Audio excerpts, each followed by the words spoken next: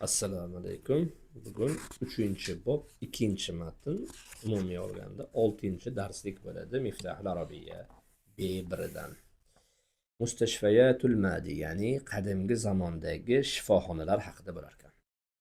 Bemoristan, ya'ni o'sha paytda Bemoristan deyilgan ekan. Mana endi shu yerdan bizga stan qo'shimchasi chiqadiki, O'zbekiston, Qozog'iston, Qirg'izistondagi stan nimani bildiradi desa, stan diyorni bildiradi. Bemoriston degani bemorlar diyori deyilgan, O'zbekiston bo'lsa o'zbeklar diyorini anglatgan. Juda ko'p joylarni hozirgi kunda ham o'zbekchada biz shunday ataymiz, lekin ruschaga o'rganib qolingan. Mongoliya emas, Mo'g'uliston, Gruziya emas, Gurjiston, Saudiya emas, Arabiston deb o'rganganmiz. Chunki Saudiya Arabistoni ham o'zini olganda umuman Saudiya Oli Saudlar boshqarishni boshlagandan keyin Saudiya nomini olgan. Undan oldin biz ota-bobolarimiz u yerni Arabiston, ya'ni arablar diyori deyishgan. Xo'p. Bemoriston degani lafzun farisiyyun al-asl. Ya'ni aslida forscha gap. Muallafun min kalimatayn. Ikki kalimadan iborat. Bemor ta'nil marda va stan ta'ni dar. Ya'ni bemor degani mardo kasallarni bildiradi, stan esa dor, hovlini, diyorni bildiradi. وقد سميت المستشفيات في العصور الإسلامية باسم بيمارستان. يعني shifoxonalar islom asrlarida Bemoriston deb nomlangan. Kama kanat tusamma al-mustashfayat al-hukumiyya darushifa. Endi hukumat shifoxonalari esa darushifa, ya'ni shifo uyi deb atalgan.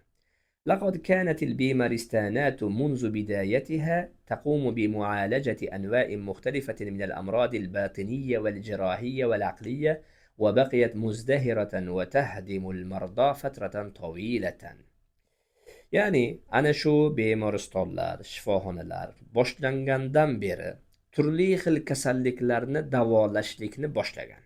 Qanday kasalliklar desa, botiniya, ichki kasalliklar, jirohiya, yaradorlar, aqliya, ruhiy, aqliy kasalliklarni davolagan va shunday gullab yashnagan holatda qolganki, uzoq vaqt davomida kasallarga xizmat qilgan. ثم أصبحت مأوى لأصحاب الأمراض العقلية فقط. So'ngra esa faqatgina aqliy kasalliklarning boshpanasi bo'lib qolgan. أول بيمارستان قام في العالم الإسلامي كان في مدينة دمشق. يعني إسلام عالمidagi birinchi Bemoriston Damashq shahrida bo'lgan, ya'ni hozirgi Suriya poytaxtida. بأمر من الخليفة الوليد بن عبد الملك. يعني xalifa Valid ibn Abdulmalikning buyrug'i bilan. Ama 88 hijriyan va 707 miladiyan. Yani hijriy 88-yili, milodiy 707-yili birinchi shifoxona qurilgan ekan. وقد أمر الخليفة بحبس المصابين بالأمراض المعدية فيه كي لا يخرجوا وينقلوا المرض إلى الناس وخصص لهم أجرا شهريا. Va dar haqiqat o'sha paytdagi demak xalifa kasalga, yuqumli kasallarga duchor bo'lganlarni ana shu shifoxonaga qamab qo'yishlikni, ya'ni karantinga olishlikni buyurgan ki kasallik boshqa insonlarga tarqalmasligi uchun va ular kasalxonada o'tirganliklari uchun oylik ish haqi ajratgan ekan. كانت البيمارستانات نوعين. يعني shifoxonalar ikki tur bo'lgan. Al-awwalu thabit, birinchisi sobit, ya'ni bitta bino shaklida, bihaythu takunu al-bimaristonatu mabniyatan, ya'niki shifoxona qurilgan holatda bo'lgan. La yumkin naqluha, uni ko'chirish imkonsiz bo'lgan. Va kanat muntashiratan fi akthar al-mudun al-islamiyya, va islomiy shaharlarda eng ko'p yoyilgani shu bo'lgan. Va xossatan al-mudun al-kubra, ayniqsa katta shaharlarda. وكان من أشهرها المستشفى العددي ببغداد الذي أنشئ سنة 371 هجريا. يعني أنا شو shifoxonalarning eng mashhuri Adudiy shifoxonasi bo'lib, u 371 yilda Bag'dod shahrida qurilgan. والمستشفى النوري بدمشق الذي أنشئ في سنة 549 هجريا. va Damashqdagi Nuriy shifoxonasi bo'lib, u hijriy 549-yilda barpo qilingan والمستشفى المنصوري الكبير بالقاهرة الذي أنشئ سنة 683 هجريا. و Mansuriy shifoxonasi, katta Mansuriy shifoxonasi bo'lib, Qohirada hijriy 683-yilda qurilgan.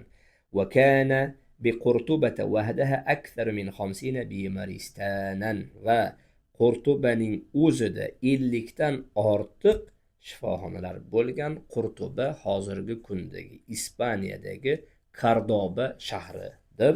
Va ma'lumot o'rnida shuni aytishim mumkinki, 500 yilga yaqin Ispaniya Andalusiya nomi ostida islom musulmonlari diyori bo'lgan.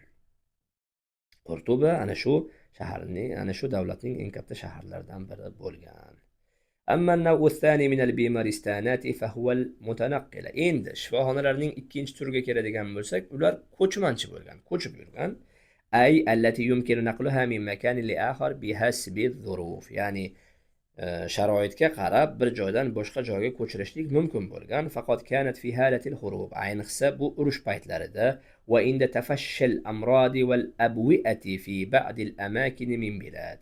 Va kasalliklar va vabolar tarqagan paytida ba'zi joylarda ko'chirish mumkin bo'lgan. Va fi mualajatil marda fi sujun. Va yana bu narsani qamoqxonadagi kasallarni davolash uchun ham ishlatilgan. Endi bu hozirgi kunda tez yordam bo'lsa kerakda. Va kana ba'daha yuqamu li halatin tariyah. Va yana ularning ba'zilari favqulodda holatlar uchun ishlatilgan. Aw li munasabatin mahdudatin muaqqatatin bi janibil jawami'i fil munasabati diniyati masalan. Va yana ba'zilari ba'zi chegarali vaqtlarda, ya'ni ba'zi belgilab qo'yilgan vaqtlarda, ya'ni bayramlarda, diniy bayramlarda, misol uchun hayit, juma kabi jomelar, ya'ni katta odam to'planadigan joylarining oldiga qo'yilganki, nimadir bo'lib qolsa, odamlarni davolashga ulgurib qolish uchun. Hunaka aqsamun muxtalifatun lil bimaristan, ya'ni shifoxonaning turli qismlari bo'lgan. Minha aqsamun lil amrodil batiniya, ya'ni birinchi qismini aytadigan bo'lsak, ichki kasalliklar uchun bir qism bo'lgan. Va aqsamun lil jaroha, ya'ni yaradorlar uchun bir qism. Va aqsamun lil amrodil jildiya, teri kasalliklari uchun bir qism. Va aqsamun lil amrodil uyun, ko'z kasalliklari uchun. Va aqsamun lil amrodil nafsiya, aqliy kasalliklar uchun. Va g'ayriha, va boshqalari turli qism bo'lgan.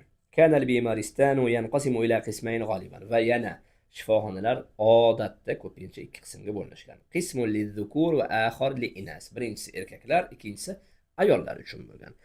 Va kullu minhuma munfasilun anil akhar. Va har ikkisi boshqasidan ajrab turgan. Va kana fi kulli bimaristan ma nusammihi al-yawm bil-iyadati al-kharijiyya. Va har bir shifoxonada, ya'ni o'sha Bemoristonda hozirgi kunda biz ataydigan klinika bo'lgan. Iyadatul xorijiyya degani tashqarida kutib olishlik, tashqarida kasalni ko'rishlik, ya'ni klinika bo'lgan.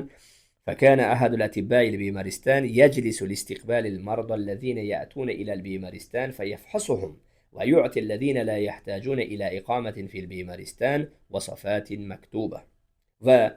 Ana shu Bemoristonning tabiblaridan bittasi, shifokorlardan bittasi ana shu tashqi klinikada o'tirgan, kasallarni kutib olishlik uchun allazina ya'tuna ila Bemoriston fayafhasun, ya'ni shifoxonaga kelgan bemorlarni ko'rish uchun va ularni tekshirardi. Kimdir endi shifoxonada qolishlikka ehtiyoji yo'qlar uchun vasofatin maktuba, ya'ni hozirgi kunda endi buni retsept deymizmi endi? Nima desak bo'ladi, tibbiy dori vasflarini, ya'ni shu dorilarni olasiz degan yozma qo'llanma bergan. Yahsuluna alayha min soydaliyatil bimaristan liyatanawaluha fi manazilihim, ya'ni uylarida ana shu dorilarni iste'mol qilishliklari uchun va u yozilgan narsalarni Bemoristonning o'zining dorixonasidan sotib olsa bo'lgan. Lam yakun al-Bimaristan dara ilaj fahasb. بل كانت فيه كليات الطب حقيقية على أرقى مستوى. أنا endi bu yeri qiziq. Ya'ni Bemoristonlar faqatgina shifo uyi bo'lmagan, balki u yerda haqiqiy eng yuqori darajadagi tibbiyot fakultetlari bo'lgan. فكان الطبيب المتحسس يمر على المرضى في صباح ya'ni mutaxassis katta shifokor kasallar oldidan ertalabda o'tardi va ma'ahul atibba'ul mutadarribun, uning yonida esa yordamchi, ya'ni ana shu kulliyotning shifokorlari birga o'tishardi. Fayuallimuhum, ularga o'rgatardi, va yudawwinu mulahazatihi, o'z mulohazalarini yozdirardi, va yasiful ilaj, kasalliklarni vasflardi, ya'ni tushuntirardi, va hum yuraqibuna va yata'allamun, ular ana shu katta doktorni kuzatishardi va undan o'rganishardi. وكانت المستشفيات الإسلامية تضم في داخلها مكتبات ضخمة تحوي عددا هائلا من الكتب المتخصصة في الطب والصيدلة. وإسلامي shifoxonalar o'z ichida ulkan bir kutubxonani olardi. Ya'ni katta bir kutubxonasi bo'lardi. Va ana shu kutubxonada juda ham katta tibbiyotga va dorishunoslikka taalluqli kitoblar bo'lgan. إلى جانب علوم الفقه المتعلقة بالطب، va yana endi shunga qo'shimcha tibbiyotga taalluqli bo'lgan fiqh ilmlarini ham o'z ichiga olgan. Va g'ayri zalika min ulumin tahummu tabib, va yana tabibga tegishli bo'lgan ilm fanlarni ham o'z ichiga olgan masalaviy kitoblar bo'lgan. وكانت تزرع إلى جوار المستشفيات المزارع الضخمة التي تنمو فيها الأعشاب الطبية والنباتات العلاجية، وذلك لإمداد المستشفى بما يحتاجه من الأدوية. وإند shifoxonaning atroflariga ulkan bir ekinzorlar ekilgan.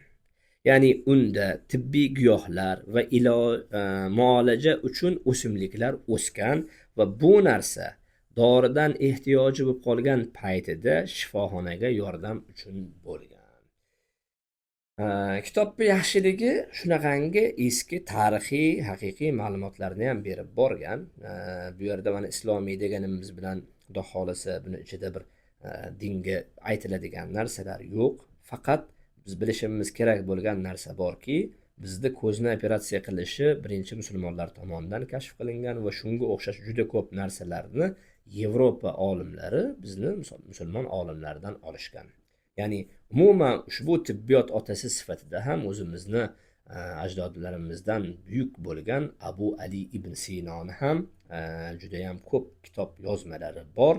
O'shaning uchun ham tarixni o'qigan inson Xudo xohlasa kam bo'lmaydi. Assalomu alaykum.